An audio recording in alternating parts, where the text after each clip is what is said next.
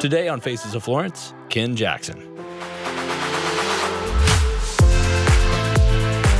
As a skilled real estate broker, Ken Jackson knows and loves Florence and has some insights on what makes our community thrive.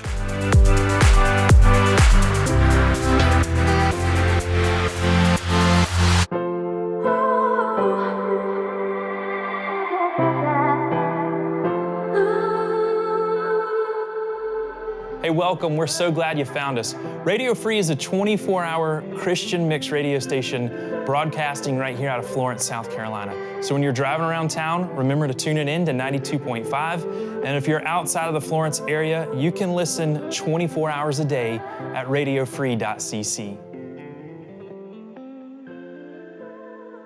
Ken Jackson, welcome to Radio Free and welcome to the Faces of Florence series. This series has been an experiment for us, and it's working great because the idea is just to get some people in here, have a casual chat, and get to know them. Well, good. People that are doing interesting and important things here in Florence, and you are definitely one of those guys. Lots to talk about with you, but let's start just kind of with like a little backstory. Where were you born and raised? Well, and how'd you get to where you are today? Well, first of all, thanks for having me. Absolutely. Look forward to this. And I'm just a small town guy. Grew up in Dillon. Finished high school there. Lived as a youth growing up in the late '60s and '70s, and graduated from high school there in '75.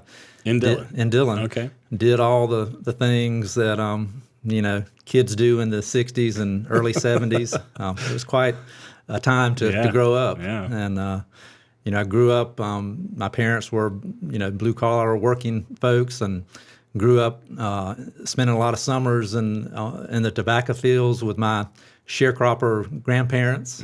Wow. Learned to work hard there, and then as I got old enough, as a rite of passage for every Dillon teenager, I got a job at south of the border. Right. And worked there, driving the choo-choo train, running the tilt-a-whirl, pumping gas, dipping ice cream.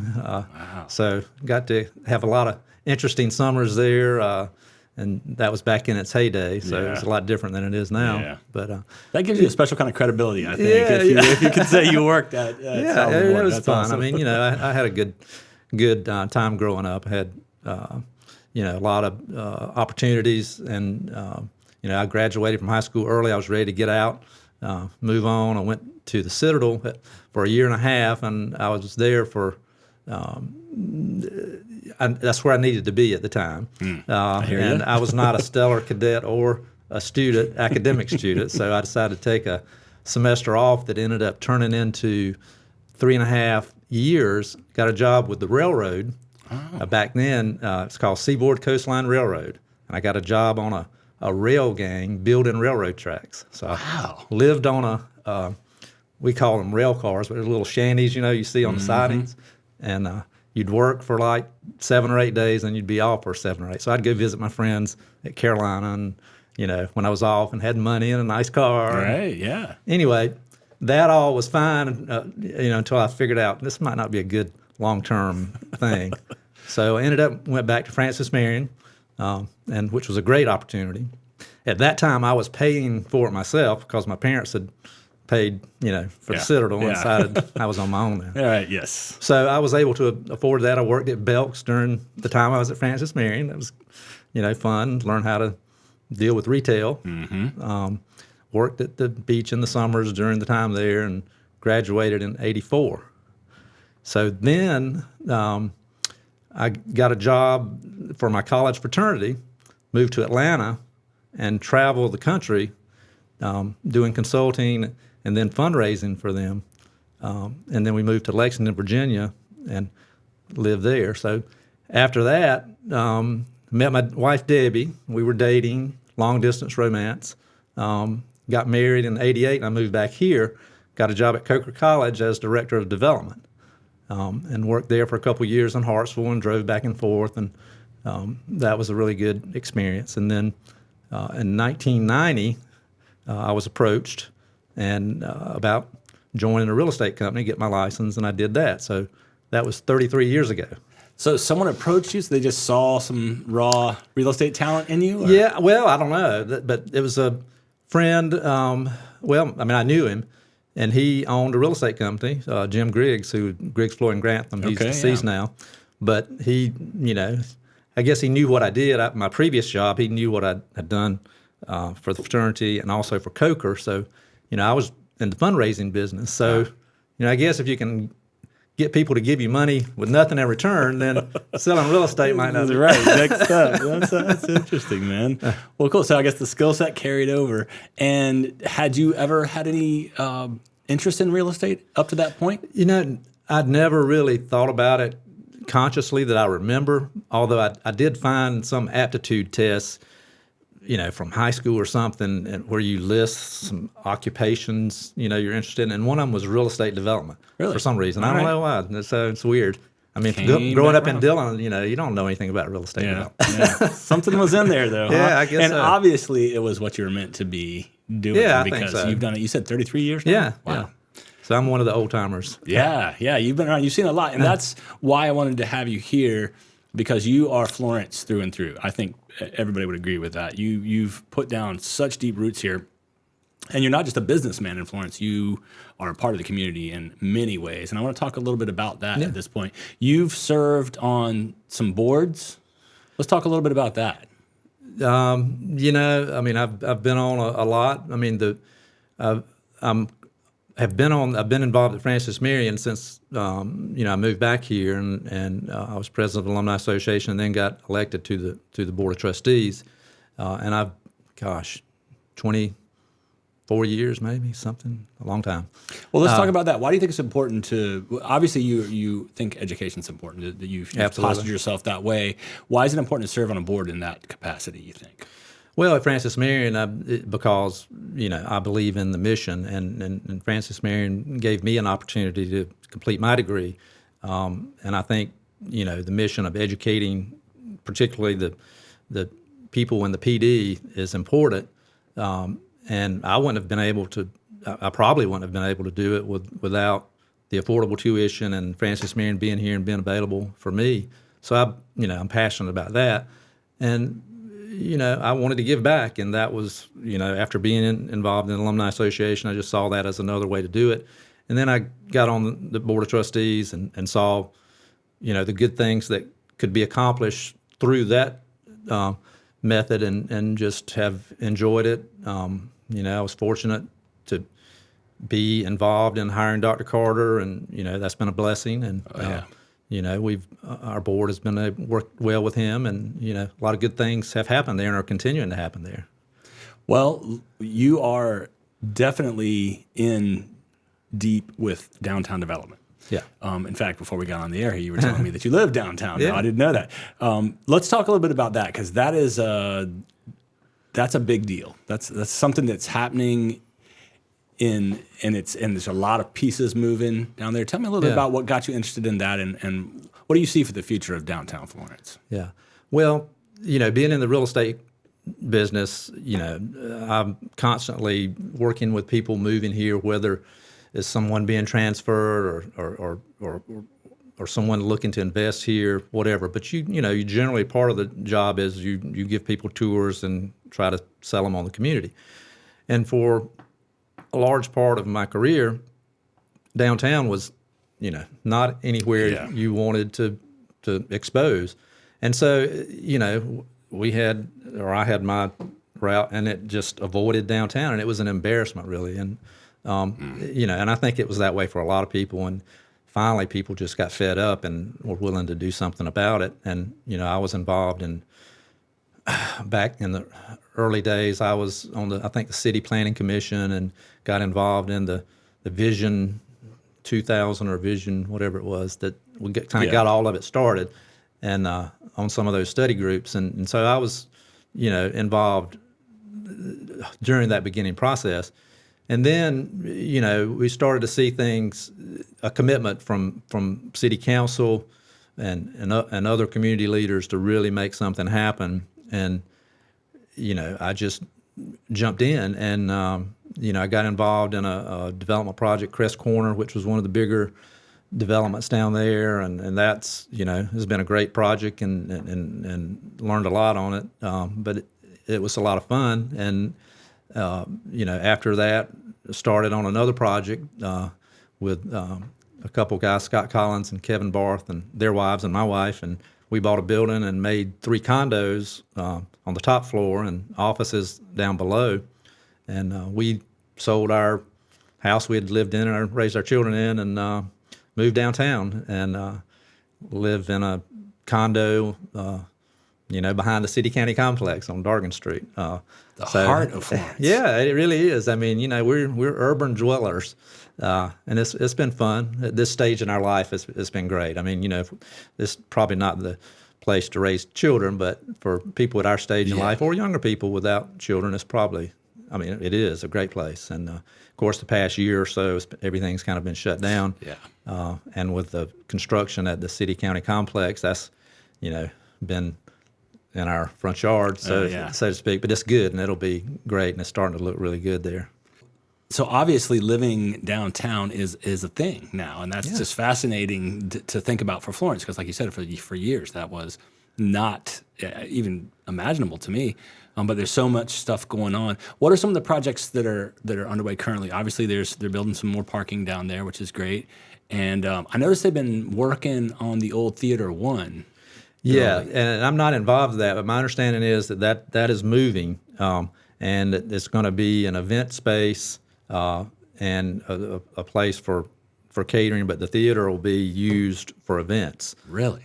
Yeah, and it'll be cool. And the city has really stepped up, I think, to help make that possible. And a lot of these projects like that and others, don't happen without developers being incentivized, because if you just depend on investors to come in and make it happen, those kind of projects don't happen. Right. So from that respect, we've been lucky that we've had a city council who's been willing to step up, and they understood how important it is, and they got it. So, what are some of the challenges going forward, do you think? What are some of the stuff you still have to wrestle with down there?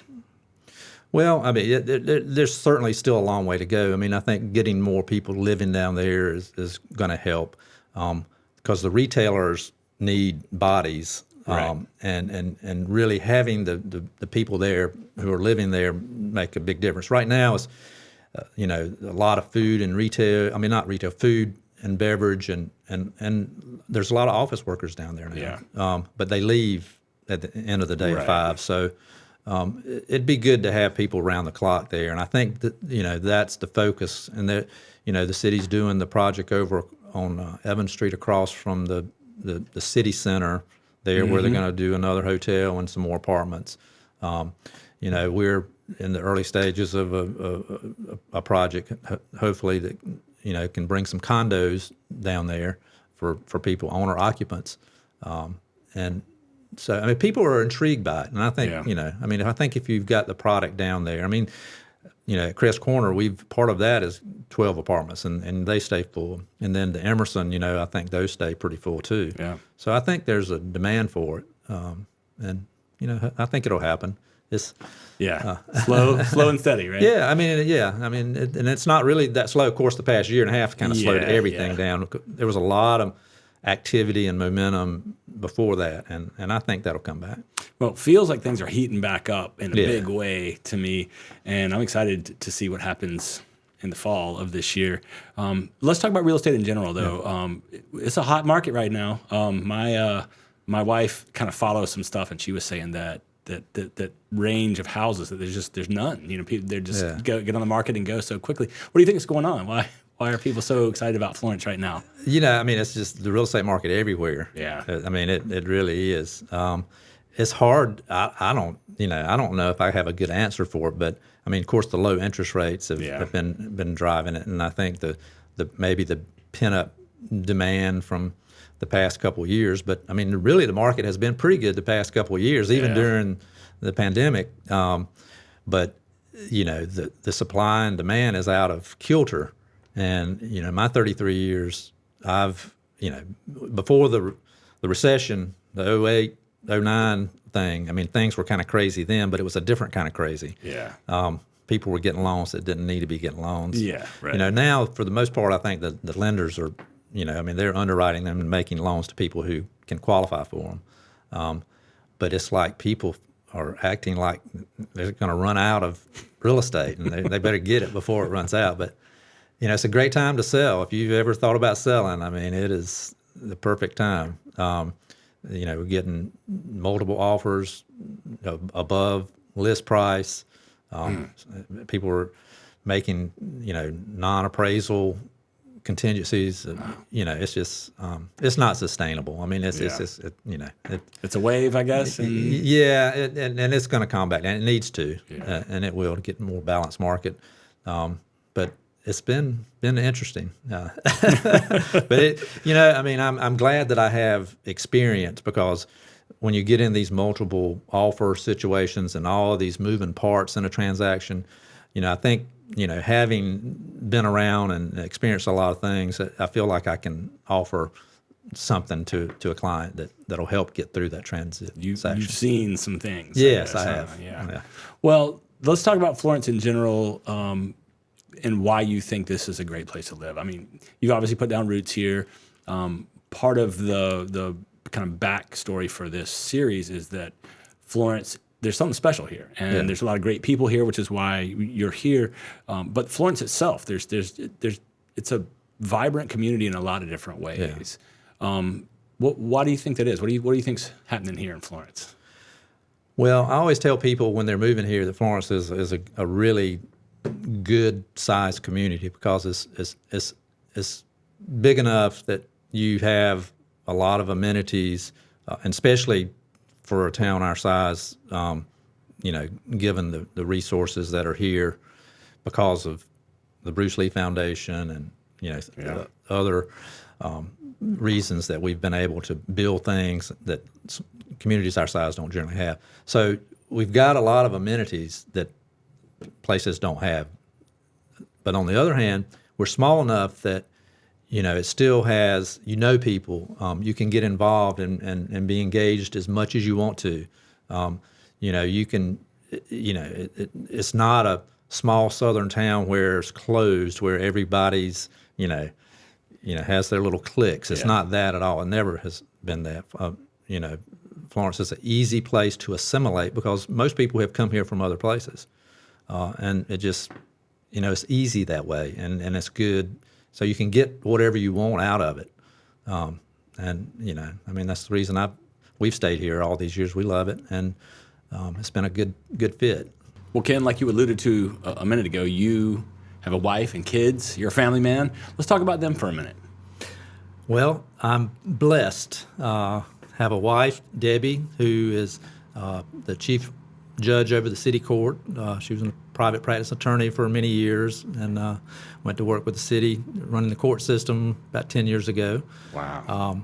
She is a wonderful wife. We were married in 1988, so we've had a long and happy marriage, and from that came two wonderful children. Emily, who lives in Columbia, she's an attorney, and is married to Luke, who's also an attorney, and they just had our first grandchild. Well, congratulations, Jay. Yes, little Jay. Yeah, he's 3 weeks old today. Wow. And we're super excited, and it's just a joy and a blessing.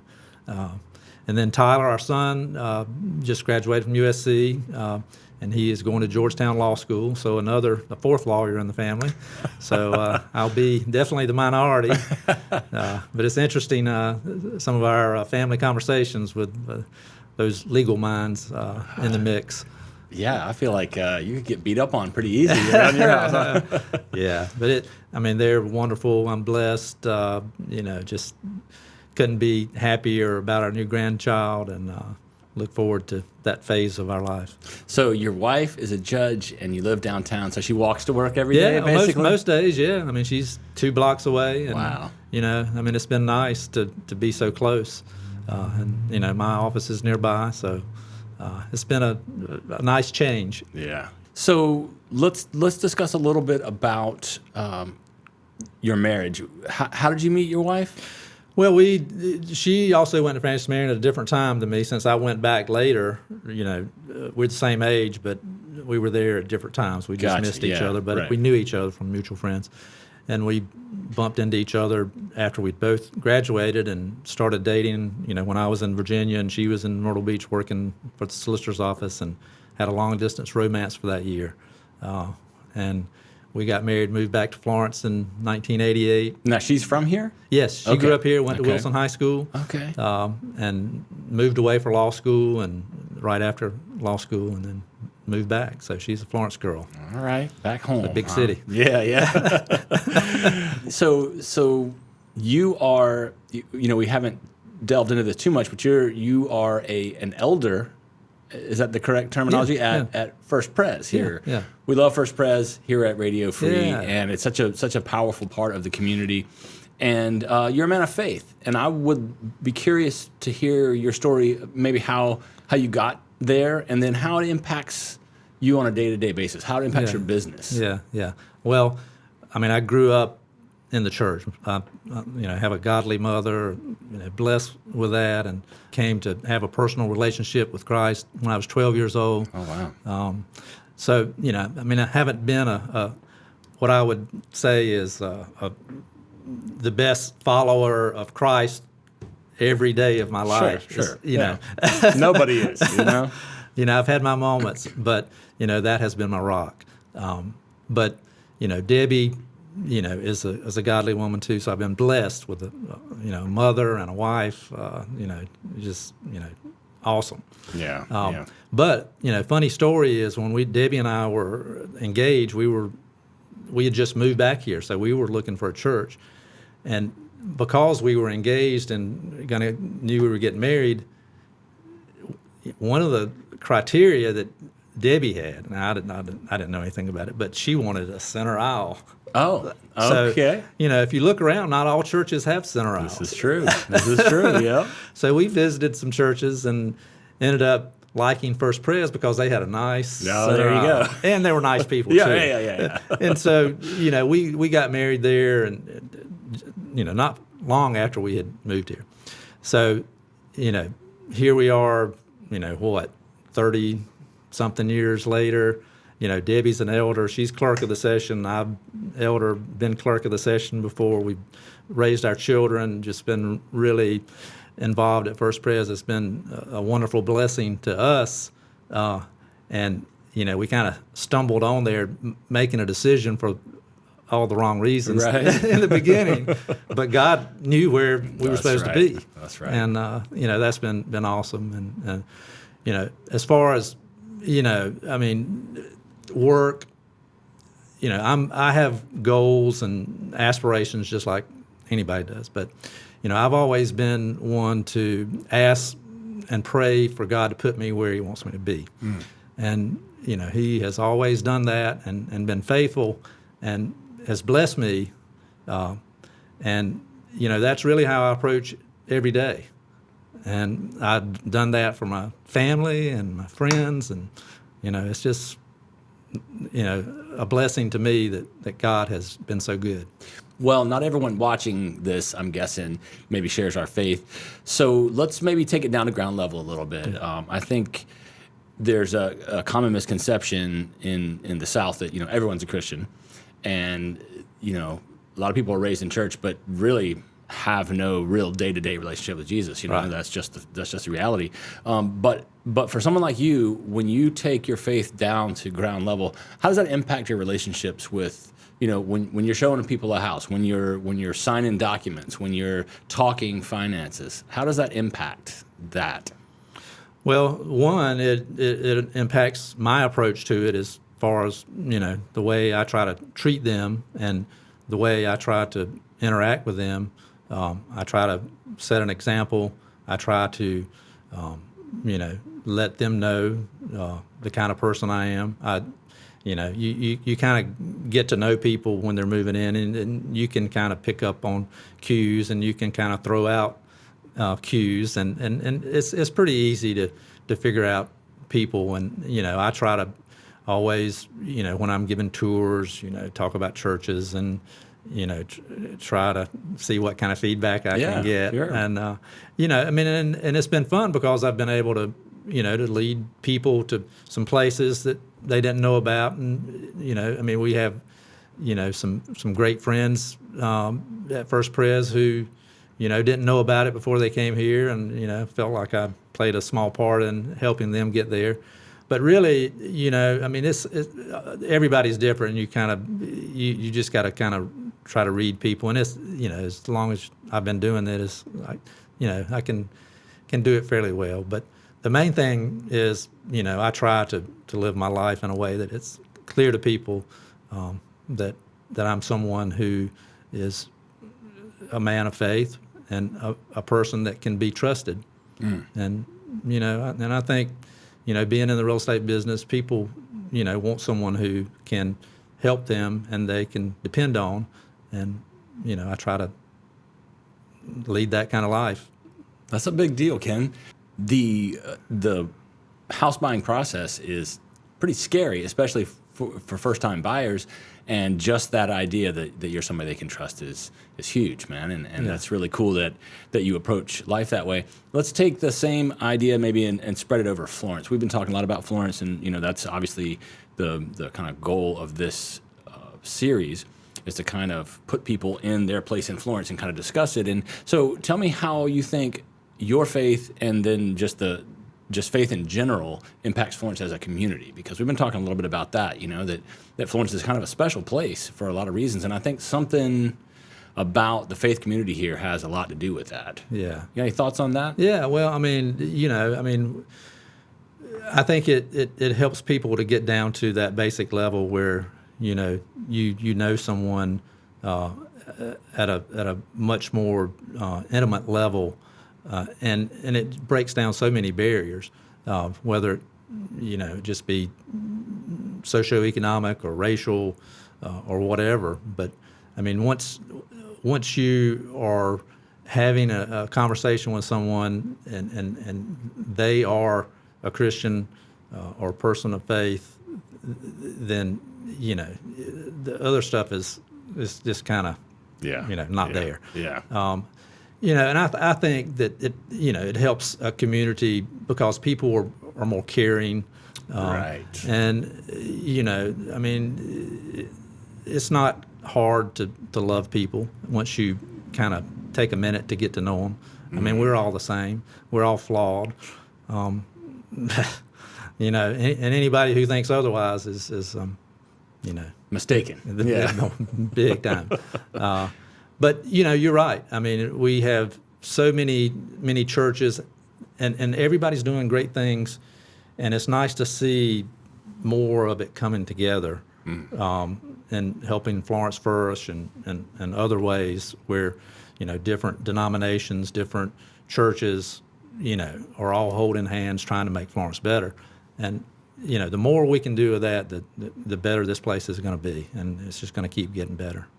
Well, we appreciate what you do on a number of different levels, man. And we're going to put the information for if people want to learn more about you and your business, we're going to put that along with this video. And I just want to say thank you for being a part of this community. Yeah. This is great what you're doing. People, there's so many good people around here, and it's a nice way to, for people to share and for other people to hear, but it's good for me. Right. Just sometimes telling your story helps you live it. Yeah, because people go through life and they don't do that. They don't share their story. Right. That ought to be a requirement, actually. Amen to that, man. Amen to that. All right. Well, good. All right. We'll line them up. We'll get them in here then. Sounds good. All right. Well, thank you. Thanks. Appreciate it.